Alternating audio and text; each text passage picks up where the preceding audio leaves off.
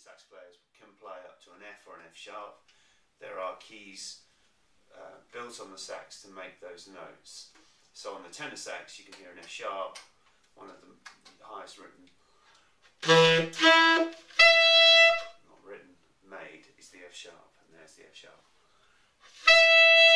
So I'm going to play this around a little bit and you can hear me using some harmonics above the F sharp.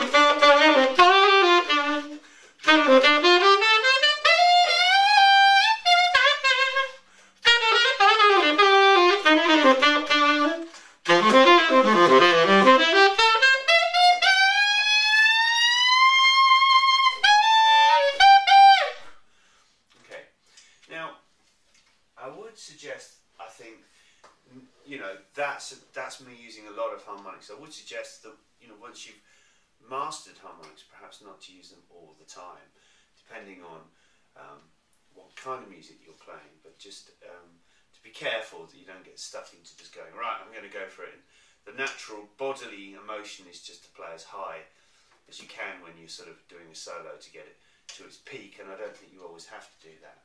Some styles of music perhaps lend to that more, like pop, but I've often had to sort of battle with always trying to play, you know, not try to sort of end a jazz solo high all the time, you know, think about doing different things. It's a tempting thing to try and do. There's a good website that can help you with fingering harmonics, and it's www.wfg.woodwind.org.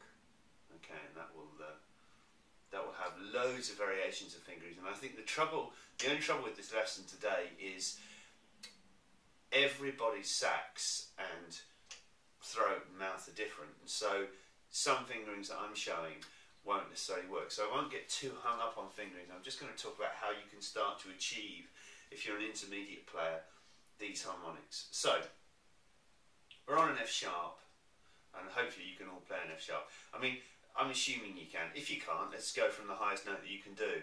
So let's say an F, for example.